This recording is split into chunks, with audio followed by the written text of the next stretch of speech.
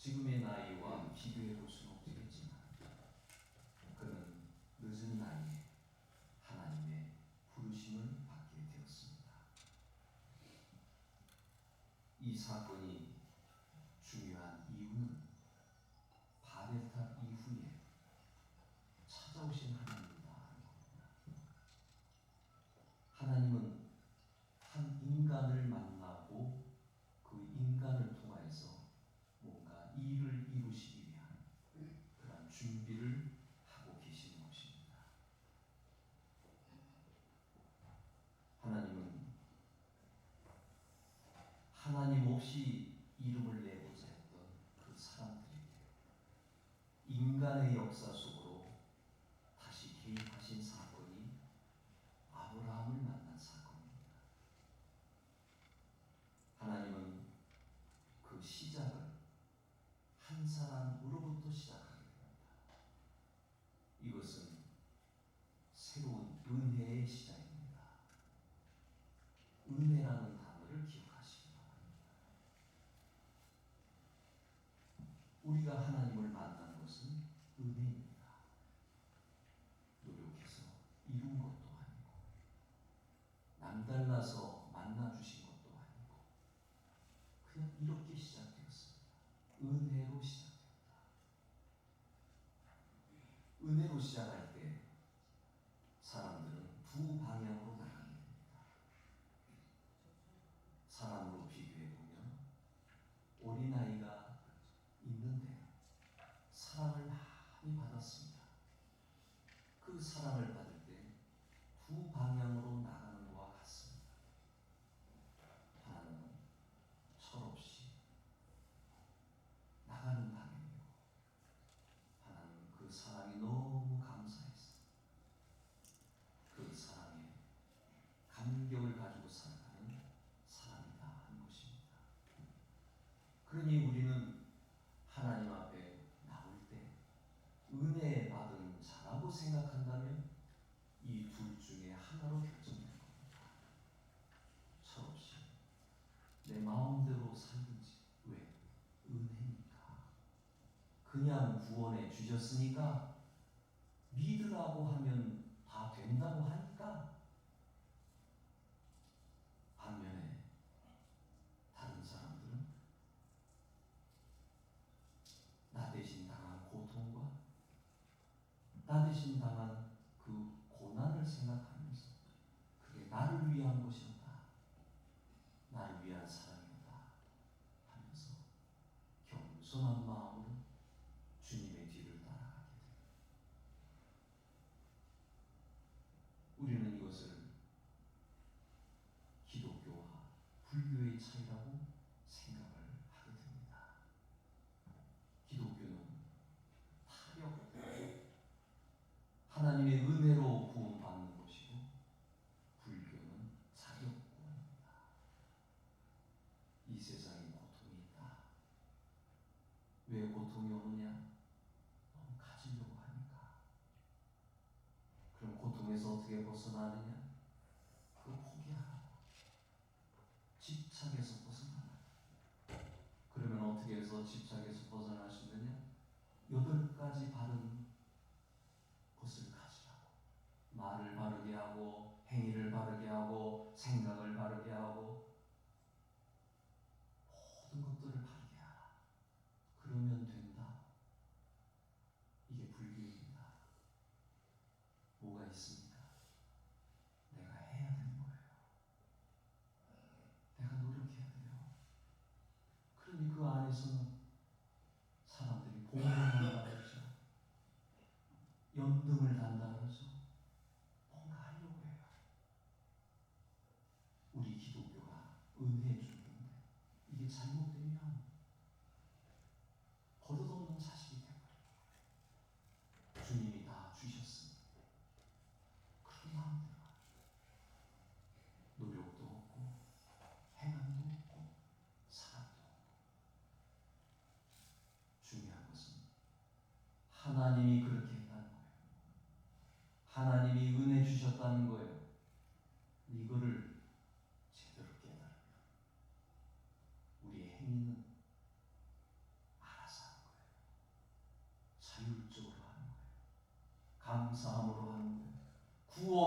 받기 위해서 하는 게 아니라 구원해 주셨으니 너무 감격스러워서 사랑하고 이해하고 드리고 싶고 헌신하고 싶고, 이게 얼마나 대단한 차이입니까? 여러분, 인격적인 사람 되고 싶지 않습니까? 정말 우리의 행위가 멋있는 사람으로 하고 싶지 않습니까? 뭔가 강요가 있고 억압이 있고 해야 한다고 한다면 그것처럼 불쌍한 인생이 없습니다. 하나님이 아브라함을 찾아가 은혜의 시작. 아브라함을 부르시는 한 개인의 인생 조만이 아닙니다. 이것은 하나님이 인류를 향해 다시 시작하시는 구원의 역사의 시작점입니다. 성경 전체의 구속사의 방향이 전환되는 결정적 순간입니다. 창세기 11장까지는 이런 내용이 없습니다. 12장에 와서야 아브라함아 하고 부르는 이 장면에서 우리는 놀라운 하나님의 방향 전환을 볼 수가 있습니다. 왜 하나님은 수많은 사람 가운데 아브라함을 부르셨을까요? 그가 특별해서인가요? 그가 남달라서인가요? 그에게 뭔가 남다른 재능이 있어서인가요?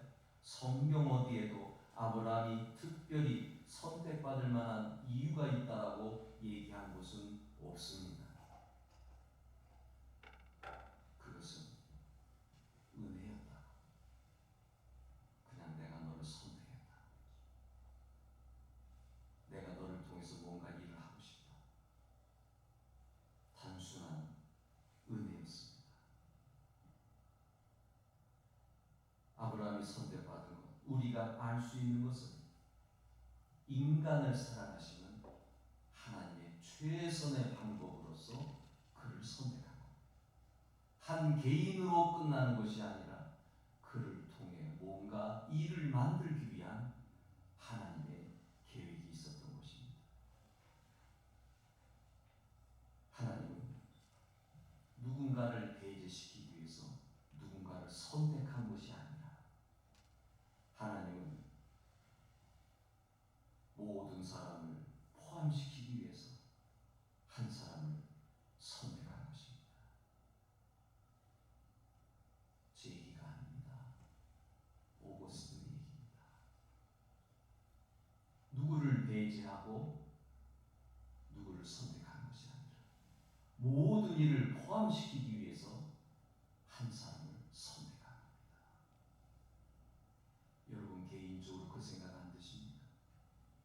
여러분이 은혜 받고 선택받았음으로 말미암아 내 가정이 은혜 받는 역사 생각해 보지 않았습니까? 이 나라가 예수 그리스도를 믿음으로 다른 나라에 복음이 증거된다는 생각해 보지 않았습니까? 유럽이 하나님의 은혜를 체험한 가운데 그 나라를 통하여서 전 세계에 복음이 흘러 들어가게 한 역사를 기억하십니까? 한 사람의 선택은 그 사람만 잘되게 하기 위한 것이 아니라 누군가를 더 끌어들이기 위해서, 나를 선택하신 것은 나만을 구원받게 하기 위한 것이 아니라 다른 사람을 구원받게 하기 위해서 나를 선택했다라고 생각해 보지 않습니다. 내가 은혜 받은 것은 다른 사람에게 사랑을 베풀고 그 사랑을 통하여서 하나님을 만나게 하기 위해서 그 일을 이루셨다라고 생각해 본 적은 없습니까? 아브라함의 선택은 다른 이들을 포용하기 위한 선택이었던 것입니다. 하나님은 우리가 합당하기 때문에 선택하시는 것이 아니라 우리를 선택하심으로 합당하게 만들어가는, 아브라함이 완전하게 된 사람으로 선택된 것이 아니라 하나님은 그 사람을 통하여 일을 이루어 나가시고 아브라함을 완전하게 만들어 나가십니다. 오늘 설교의 끝부분에 이게 나옵니다.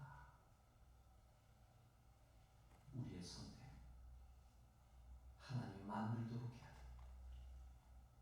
많이 움직이게 해야 돼. 찾아오실 때마다 아멘 말씀하세요. 책망하실 때마다 내가 뭘 잘못했군요. 하나님 말씀에 나를 조종해 나가야 돼. 하나님은 한 사람을 부르심으로 전체 인류를 부르셨습니다. 이것은 저의 해석이 아닙니다. 성경학자들의 해석이고 지금까지 이 해석은 유효합니다. 한 사람의 선택, 인류를 품으신 사건입니다. 오랜 시간이 걸렸습니다. 당장 이루어진 구원은 아니었겠지만 그렇게 하신 것은 다 이유가 있으실 것이라고 생각해야 합니다. 왜냐하면 모든 선한 것의 시작과 끝은 오직 하나님이 하신 겁니다. 우리의 생각은 길어봤자 100년 정도 생각하지만 우리 하나님은 영원하신 분이기 때문에 하나님이 이렇게 결정하신 것은 다 이유가 있을 것입니다. 우리의 생각으로 시간이 짧다. 왜 아브라함이냐? 어떻게 이렇게 긴 시간이 끝난 다음에야 예수 그리스도가 오셔야 하느냐? 우리 생각이죠. 우리는 하나님의 생각을 따라갈 수 없습니다. 창세기 12장의 부르심은 창세기 22장의 모리아 산으로 이어지게 됩니다. 그리고 모리아 산의 이 사건은 수백 년이 흐른 뒤에 갈보리 산으로 흘러가게 됩니다. 저수지는 물이 고입니다. 항상 고여 있습니다. 비가 오지 않으면 말라버립니다. 그러나 강물은 알프스 산에서 흘러내려오는 물 흐르고 흐르는 가운데 계속 흘러가게 됩니다. 아브라함의 선택은 저수지가 아닙니다. 강물입니다. 그를 통해서 뭔가 흘러가게 하기 위한 역사, 그 역사를 하나님이 준비하셨던 것입니다. 갈대아 우르에서 하나님은 아브라함에게 세 가지 약속을 하십니다. 큰 민족을 이루겠다. 아브라함을 통해 하나님의 백성을 만들겠다는 거예요.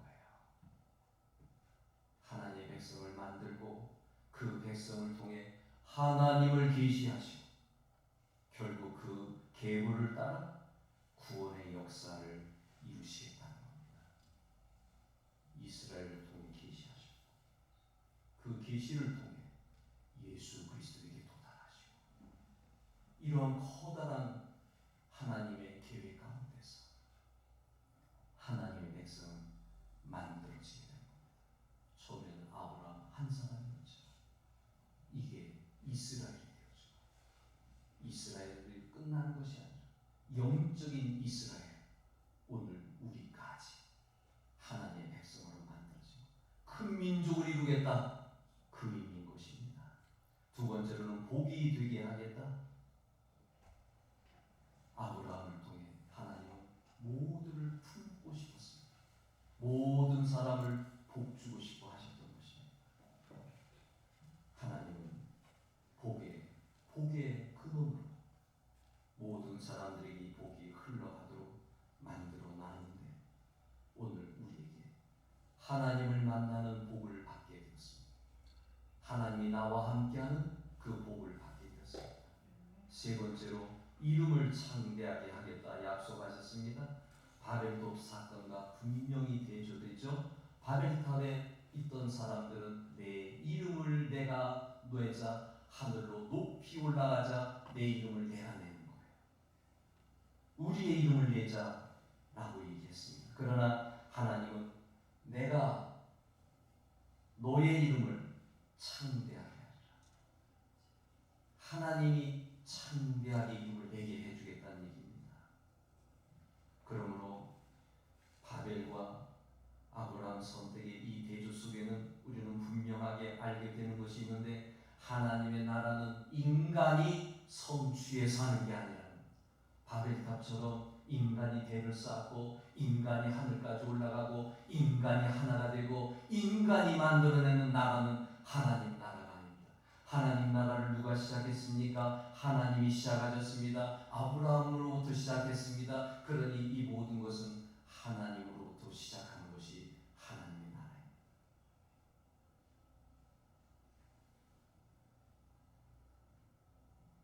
이 대조 속에서 하나님은 하나님의 약속 가운데 이루어진 것을 봅니다. 세 가지 약속을 하신 거죠.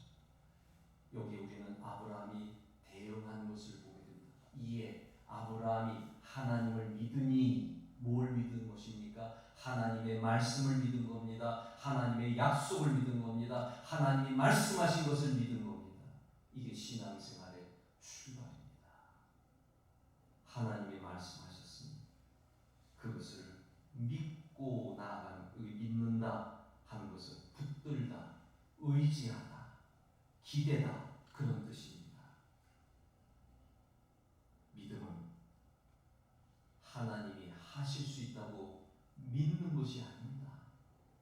믿음이라고 하는 것은 하나님이 하실 것을 신뢰하는 것입니다. 보통 차이가 아니죠. 하나님은 하실 것이다. 신뢰하는 겁니다. 하실 수 있다가 아니에요. 하나님 하십니다. 모든 민족을 품으십니다. 하나님의 백성을 만드십니다. 하나님의 나라를 이끌어 나가십니다. 모세가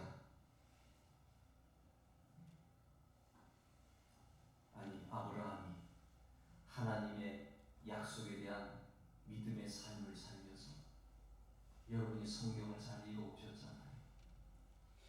100% 순종했나요? 아니에요.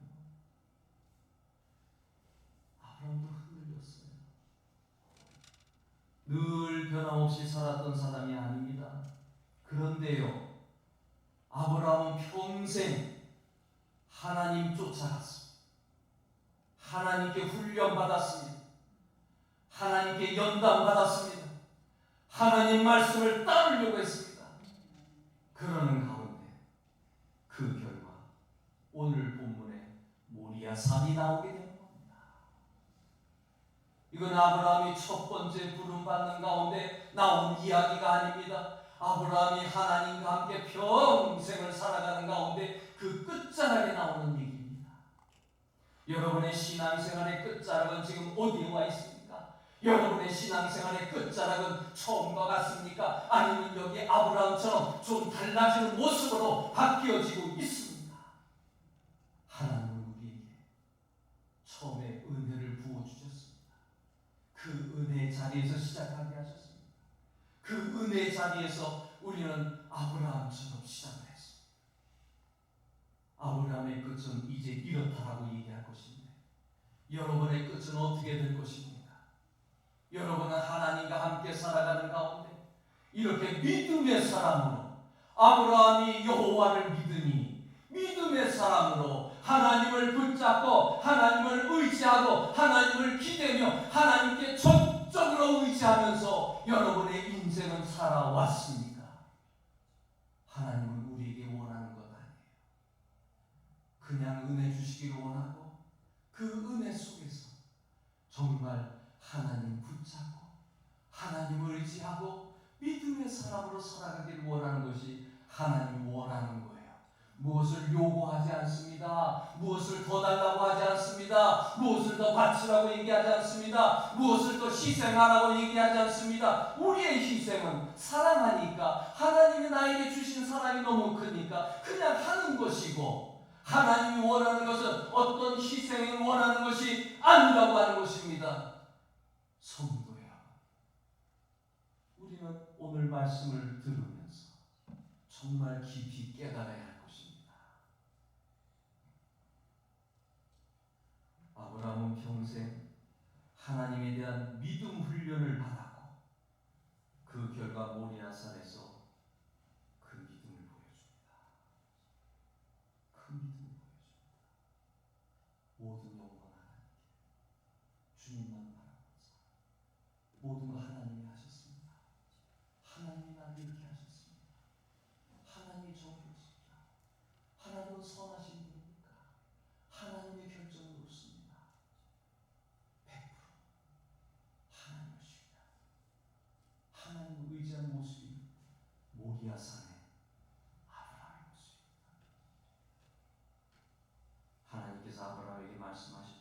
야곱의 사랑하는 독자 이삭을 데리고 분명한 제물을 지정하셨습니다.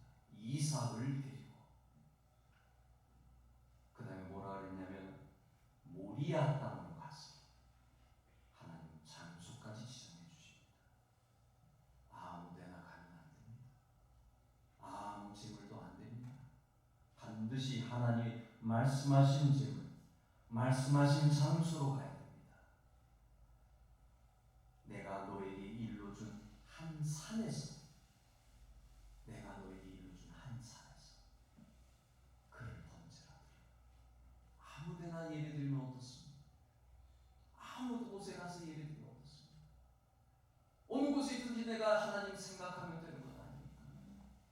요즘 가나안 성도들이 그렇게 얘기하죠. 아무 곳에나 가서. 우리 하나님은 질서의 하나님이십니다. 이삭, 모리아산, 그 산에서, 내가 일러준 산에서 이 명령은 단순히 이해하기 어려운 정도가 아니라 지금까지 말씀하신 명령이 무너지는 명령이에요. 세 가지 약속을 하셨는데 그 약속의 중심에 이삭이 있습니다. 이삭이 죽으면 끝나는 거예요. 흘러가야 돼요. 아브라함이 이삭을 낳고 이삭이 야곱을 낳고 야곱이 나가잖아요. 흘러 나가잖아요. 근데 그 중요한 이삭이 죽으면 하나님의 말씀은 다 헛된 것이 되는 거예요. 그가 죽으면 세 가지 주어졌던 약속은 아무 의미가 없는데요. 근데 하나님은 이삭을 바치라고 하십니다. 여기서 우리 또한 질문하게 됩니다. 하나님은 왜 이런 명령을 내려 했을까? 이삭을 내가 지시하는 산 그곳에 가서 번제로 바치라. 시험하고 하나님이 아브라함을 시험한 것. 여러분이 잘 아셔야 될 게 오늘 본문에 나오는 시험이라는 이 단어는 계시의 사건으로 우리는 봐야 됩니다. 하나님이 이 일을 이루기 위해서 이 일을 만들어 나간 사건입니다.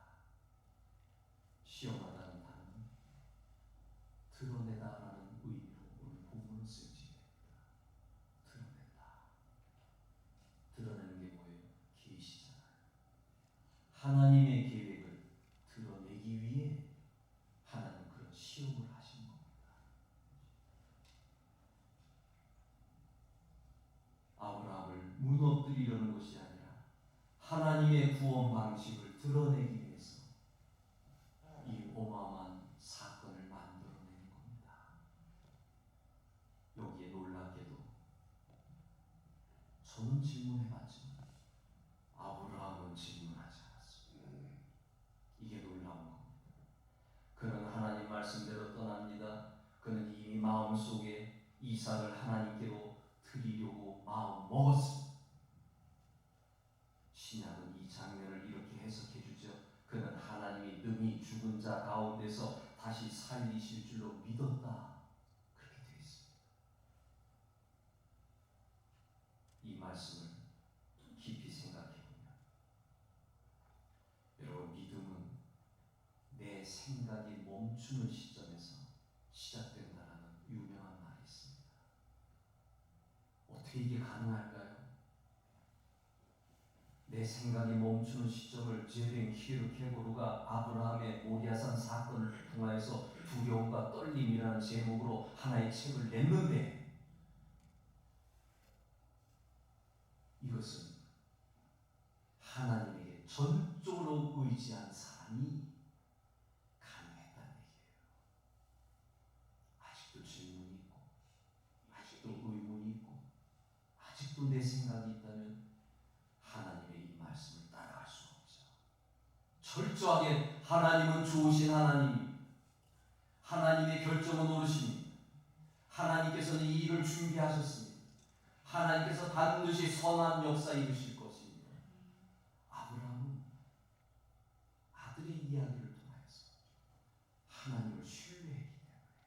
우리 하나님은 좋으신 하나님이십니다.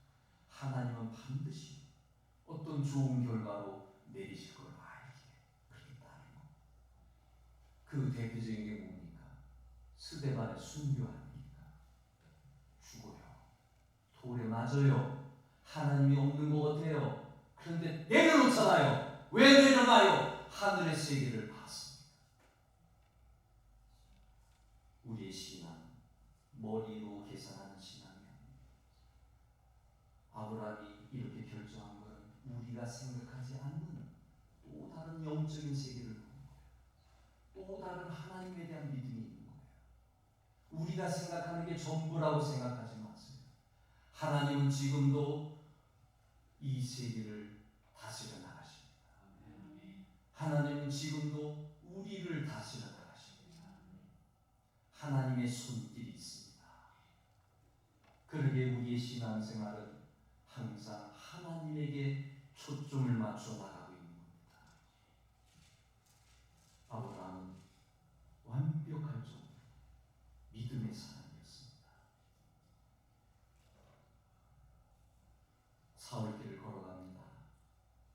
산에 도착합니다. 이삭이 물어봅니다. 아버지, 장작도 있고 다 있는데 번제할 어린 양은 어디 있습니까? 그때 아브라함이 또 대답합니다. 하나님이 친히 준비하신다. 여호와 이레, 우리가 잘 아는 말씀이 여기서 나옵니다. 하나님이 준비하셔. 넌 걱정하지 마. 아브라함은 선하신 하나님을 믿었기에 하나님이 어떤 방법을 가지고 있을 것을 믿었기에 이삭을 살리든지 아니면 다른 방법이 있든지 그냥 하나님께서 결정하시면 돼요. 지금 말씀하셨으니 따라가고, 그리고 하나님의 선하심을 믿었기에 그는 걸어갔던 것입니다. 이삭이 제단 위에 놓입니다. 바로 그때 칼이 들려지는 순간에 아브라함아, 아브라함아, 하나님께서 말씀하시는 거예요. 그 아이에게 내 손을 대지 말아라.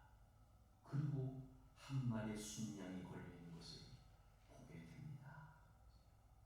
여기서 성경은 중요한 단어를 사용합니다. 순양이 대신 줬습니다.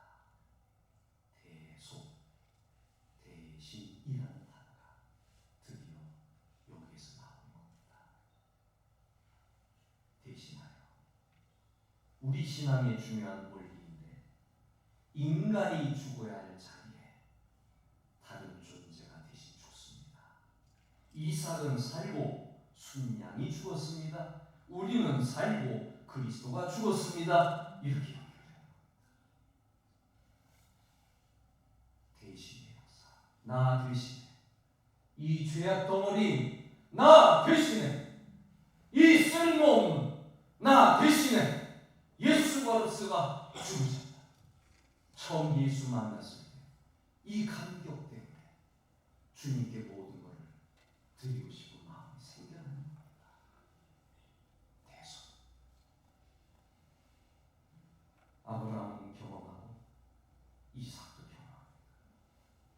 모리아산은 끝이 아닙니다. 이 모리아산이 바로 훗날 역대기서에 성전이 올라가게, 예루살렘 성전, 이 모리아산에 성전이 올라가게, 그 다음에 또 세월이 흐른 다음에 이 모리아산 근처 갈보리산에 예수 그리스도의 십자가가 올라가게 되는 겁니다. 내가 지시하는 그곳에 가서 제물을 드려. 하나님은 이미 오래전에 계획하셨기 때문에 그것은 모리아산이요, 그것은 성전이 세워지는 산이요, 그 주변에는 예수님의 십자가가 세워질 자리였던 것입니다. 모리아산이 끝이 아니었던 것입니다. 이삭이 나무를 지고 갔듯이 그리스도는 십자가를 지고 가셨습니다. 오거스틴이 이삭은 자기가 제물이 되어서 나무를 지고 갔을 때 예수님께서 십자가를 지고 가신 것입니다. 그 결과 이삭은 살아났습니다. 예수 그리스도는 죽으셨습니다. 이삭 대신 순양이 죽었습니다. 우리 대신 예수 그리스도가 죽으셨습니다. 아브라함은 아들을 바치려 할 때 하나님이 막으셨습니다. 그러나 하나님은 자기 아들을 막지 않으셨습니다. 하나님은 자기 아들을 아끼지 않았습니다. 제가 이렇게 확신 있게 얘기할 수 있는 것입니다. 요즘 힌두교를 보고 불교를 보고 이슬람교를 보는 가운데 그 책들을 보는 가운데 우리 기독교가 확연히 다르다. 은혜의 종인데 그냥 주신 건데 이 그냥 주신 것이 이걸 받은 사람이 두 종류라는 게 너무 마음이 아픈 거예요.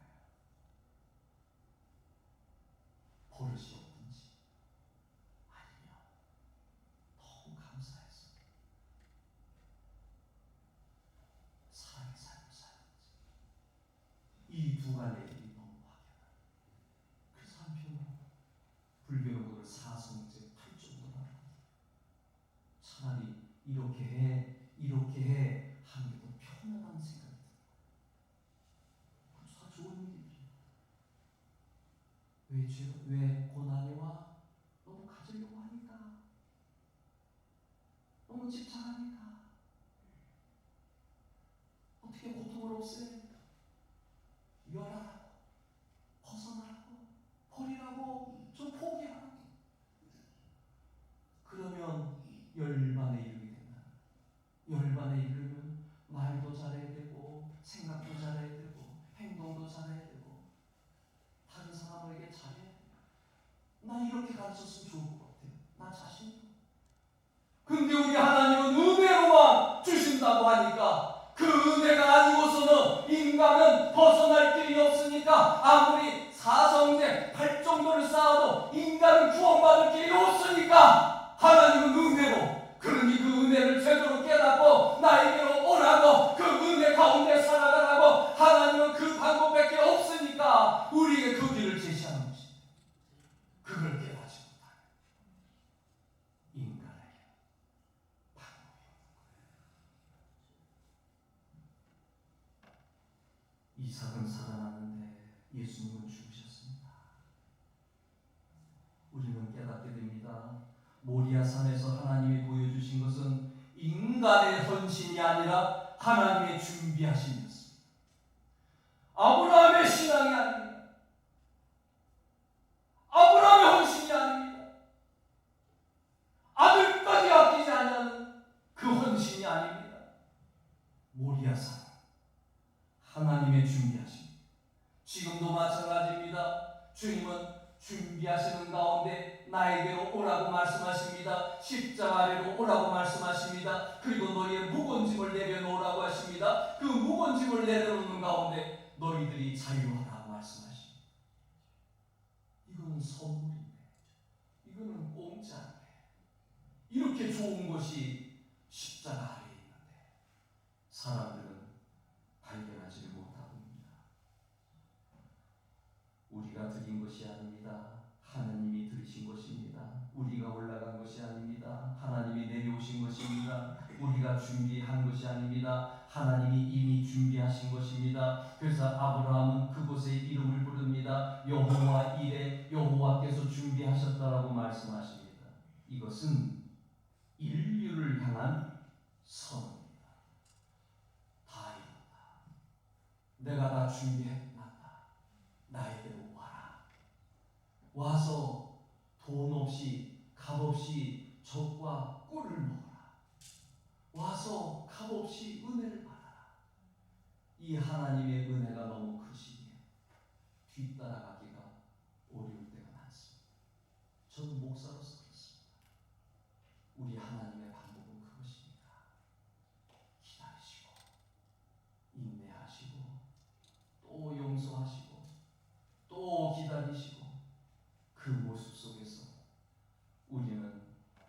나에게 적용할 땐 좋은데 다른 사람에게 적용할 때는 이게 힘들다는 것입니다.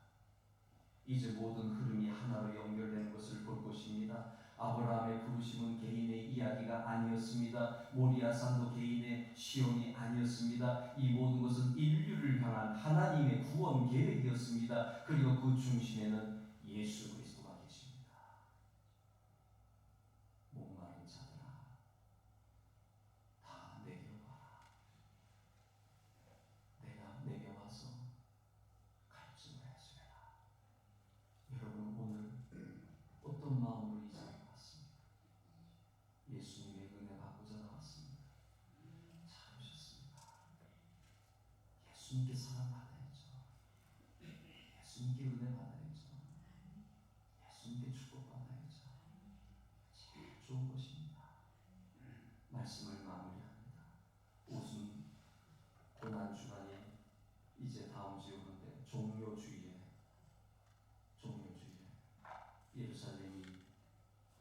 예루살렘에 들어가실 때 어린아이들이 호산나 소리 지릅니다. 우리를 구원하소서란 뜻이죠. 우리를 구원해 주세요. 종료 가지를 들고 오늘이 종료주일이 금요일입니다. 소리 지를 필요 없습니다. 이제는 소리 지를 필요 없습니다. 예수님께서 다 이루셨기 때문에 주님 붙잡고 주님 의지하고 그 안에서 사랑 많이 받으시고 그리고 그 사랑에 감격해서 살아가는 여러분들이 되시길 바랍니다. 기도하겠습니다. 하나님, 오늘 종료주일을 맞이해서 아브라함의 이야기가 예수님의 이야기인 것을 보게 되었습니다. 우리로 하여금 주님께 은혜가 있사오니 우리가 어디로 가오리까? 베드로의 고백처럼 주님 곁에 늘 붙어있게 하여 주시옵소서. 그리하여 주님을 사랑하는